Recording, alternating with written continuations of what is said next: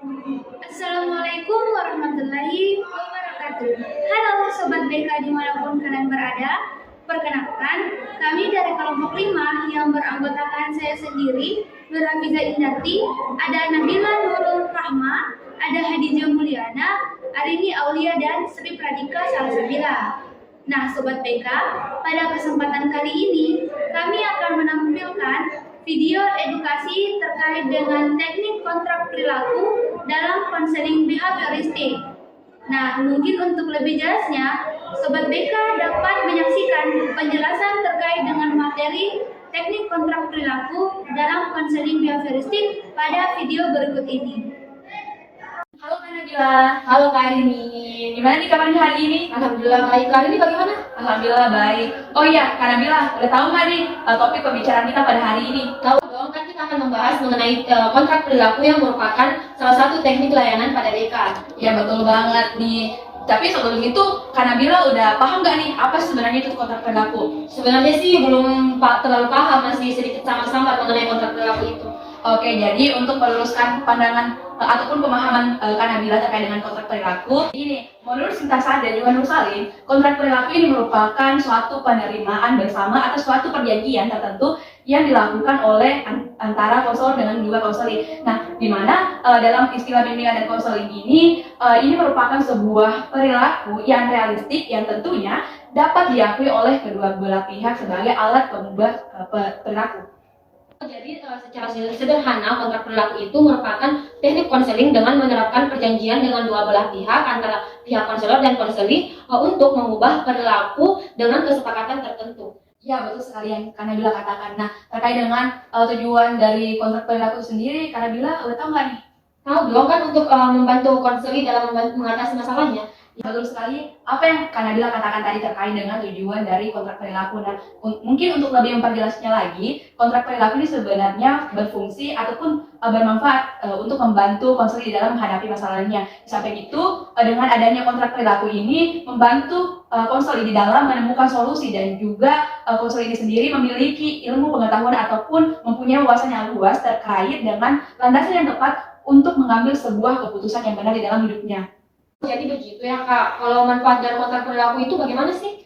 Nah gini, untuk manfaat daripada penerapan kontrak perilaku pada klien ini dalam suatu proses layanan bimbingan dan konseling, diantaranya ada beberapa nih. Yang pertama itu adalah dengan adanya kontrak perilaku ini dapat membantu konseli di dalam meningkatkan tingkat kedisiplinan dalam berperilaku. Yang kedua adalah untuk membantu klien dalam menghadapi proses adaptasi agar dalam kehidupannya sehari-hari ini tidak memiliki perilaku yang maladaptif atau perilaku dengan hambatan adaptasi. Dan selanjutnya, manfaat daripada kontrak perilaku ini adalah untuk mengarahkan konseling ini di dalam meninggalkan suatu ketidakpastian dengan melakukan komunikasi yang jelas untuk menemukan perilaku yang diinginkan. Dan yang terakhir, ini dapat membantu konseling di dalam membangun motivasinya sendiri yang tentunya harus dijalankan di dalam kehidupan sehari-harinya. Sangat banyak ya manfaat dalam teknik kontrak perilaku ini. Mungkin teknik ini bisa dilakukan untuk mengatasi masalah-masalah yang ada pada konseli. Misalnya konseli yang jarang mengumpulkan tugas, membolos, ataupun terlambat datang ke sekolah. Ya betul sekali apa yang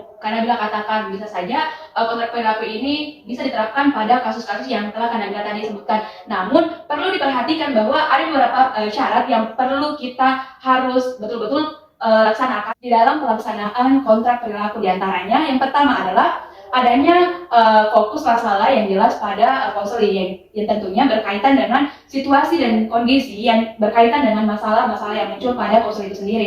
Selanjutnya yang kedua adalah terkait dengan adanya keinginan daripada konseling itu sendiri untuk setia mengikuti kontrak yang sedang dilaksanakan oleh pada konselor sendiri. Nah, yang ketiga itu adalah berkaitan dengan adanya perincian secara menyeluruh dan juga detail tentang apa saja sih yang sebenarnya harus dilakukan, standar batas sukses yang direncanakan, yang tentunya di dalamnya ini termasuk penguatan yang hendak dilakukan harus jelas antara kedua belah pihak, yakni antara konselor dan juga konseling. Oh, jadi dalam melakukan teknik kontrak perilaku ini kita tidak boleh sembarangan ya Kak, karena kita ada beberapa persyaratan yang harus kita perhatikan. Nah, terkait langkah-langkah dalam melakukan teknik kontrak perilaku itu bagaimana sih Kak? Nah, untuk langkah-langkah dalam pelaksanaan kontrak perilaku ini sendiri, mungkin secara bersama, ada baiknya kita menyaksikan ilustrasi kasus berikut ini. Selamat menyaksikan. Assalamualaikum, permisi Bu. Waalaikumsalam, silakan masuk. Akhirnya kita berdua punya waktu untuk berbincang-bincang ya. Iya Bu. Kalau boleh tahu apa kabar? Alhamdulillah baik Bu, tapi akhir-akhir ini saya ada masalah mengenai tugas sekolah saya Bu. Masalah? Ada apa? Tapi sebelumnya saya memang pernah mendengar laporan dari beberapa guru mata pelajaran. Tapi saya ingin mendengarkan yang lebih jelas dari Ila. Apakah Ila bersedia untuk menceritakan? Iya bisa Bu, tapi saya bingung harus mulai dari mana. Tidak apa-apa, itu hal yang wajar. Kamu tidak perlu buru-buru dan tidak perlu ragu-ragu.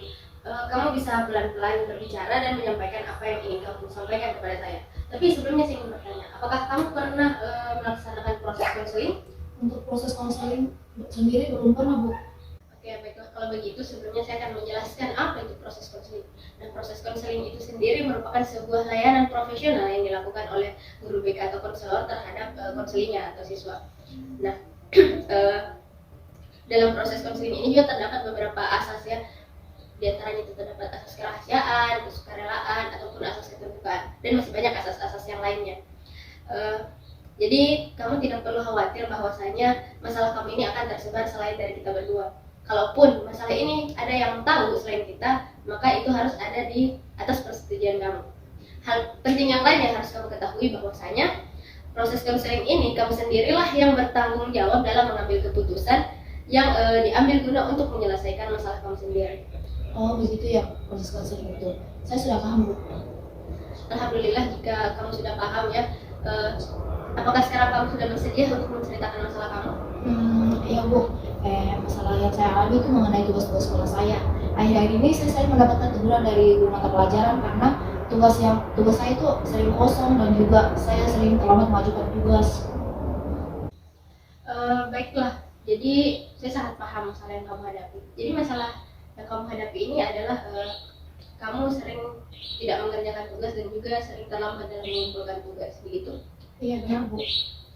Kalau begitu, bisakah kamu menceritakan sejak kapan sih kamu mulai terlibat dalam masalah ini? Setahu saya kamu ini adalah siswi yang rajin dan pintar di kelas. Iya Bu, awal-awal saya termasuk siswa yang rajin mengumpulkan tugas. Malah saya yang termasuk yang paling cepat mengumpulkan tugas. Namun 1 bulan belakangan ini saya merasa malas mengerjakan tugas Bu, karena saya sering kelelahan karena aktivitas saya yang lainnya Bu. Kalau boleh tahu, kegiatan apa yang sering kamu lakukan belakangan ini? Apakah kamu punya kesibukan yang lain? Bukan kesibukan apa-apa sih Bu, cuma jalan-jalan sama teman. Oh, jalan-jalan. Itu hal yang wajar kok. Di seusia kamu memang biasanya kalian punya hobi untuk jalan-jalan, nongkrong sama teman, dan yang lainnya. Kalau boleh tahu, apakah memang sebelumnya kamu jarang melakukan hal tersebut? Sebelumnya saya juga seperti itu sih Bu, cuman belakangan ini saya sering jalan sama pacar. Oh, kamu punya pacar baru. Pasti kamu sangat bahagia karena sering jalan-jalan. Iya Bu, saya merasa senang sekali kalau pacar saya ngajak saya jalan. Apalagi jalan ke tempat yang belum pernah saya temui, belum pernah saya kunjungi. Pasti sekarang kamu jadi anak adventure ya? Iya Bu, tapi itu dia masalahnya. Karena perjalanan yang jauh, jadi saya sering merasa kelelahan. Jadi saya malas mengerjakan tugas. Memangnya kalau di rumah kamu tidak punya kesibukan ya? Tidak kok Bu, saya cuma nonton TV atau drakor. Tapi akhir-akhir ini saya sering video call atau teleponan sama pacar saya. Dan itu adalah hal yang baru bagi saya. Jadi tugas-tugas saya sering terbengkalai dan saya malas mengerjakan tugas itu Bu. Jadi di sini ya sepertinya kamu sedang kasmaran dan hal-hal lain itu jadi terasa membosankan ya? Ibu bisa aja. Tapi Ila, kalau kamu seperti ini terus, bukannya nilai kamu akan turun dan peringkat kamu juga akan menurun ya? Nah itu dia Bu, saya nggak mau peringkat saya jadi turun dan nilai saya anjlok. Nanti ibu saya kecewa. Kalau begitu apakah kamu mau saya bantu? Saya bisa bantu kamu kok.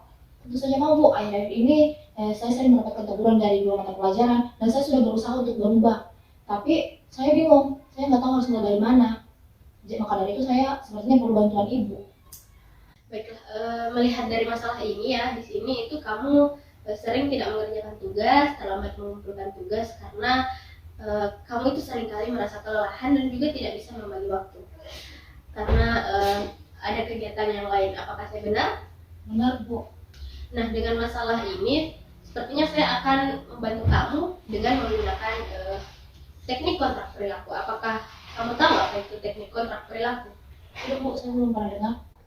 Nah, jadi kontrak perilaku ini merupakan kontrak tertulis antara konseli dan konselor yang menguraikan kewajiban konseli dalam memenuhi persyaratan kontrak serta kewajiban konselor setelah konseli memenuhi kesepakatannya.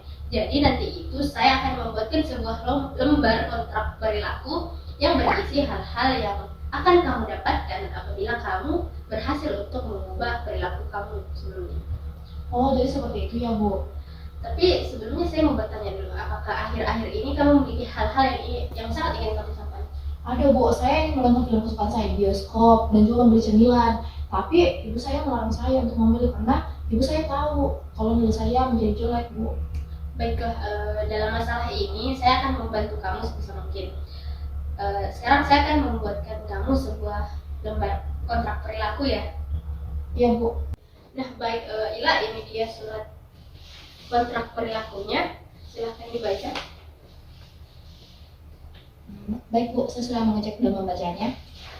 Jadi bagaimana menurut kamu, apakah kamu setuju dengan isi kontrak perilaku ini? Iya Bu, saya setuju. Tapi kontrak perilaku ini akan berhasil apabila kamu jujur dan benar-benar ingin mengubah perilaku kamu. Apakah kamu berjanji akan menepati kontrak kita berdua? Saya berjanji Bu, saya akan berusaha semaksimal mungkin agar pencapaian kontrak ini tercapai. Terima kasih Bu atas bantuan yang diberikan. Ya, jadi hal yang harus kamu lakukan adalah apabila kamu berhasil untuk mengumpulkan dan mengerjakan tugas dengan tepat waktu sebanyak 2 mata pelajaran, maka kamu boleh memilih reward yang salah satu reward yang kamu inginkan. Bisa jalan-jalan dengan pacar kamu, atau kamu nonton film kesukaan kamu, atau juga memilih cemilan yang kamu suka. Dan saya juga sudah membicarakan kontrak ini dengan ibu kamu. Yang benar Bu, baik Bu, saya akan mengerjakan tugas-tugas saya yang semangat setelah ini. Tapi bagaimana ya Bu kalau saya tidak melakukannya? Nah, apabila kamu tidak melakukannya, maka kamu tidak akan mendapatkan apa-apa. Tapi harus kamu ketahui bahwasanya reward yang tadi itu merupakan sebuah motivasi sementara dan untuk menjadi awal dari perubahan kamu. Namun, jika kamu menyadari bahwa konsekuensi apabila kamu tidak melakukan kontrak ini dengan baik, maka kamu akan terus-terusan mendapatkan nilai yang kurang baik dan juga peringkat yang turun. Baik Bu, saya mengerti. Jadi apakah kontrak berlaku saya dimulai hari ini Bu?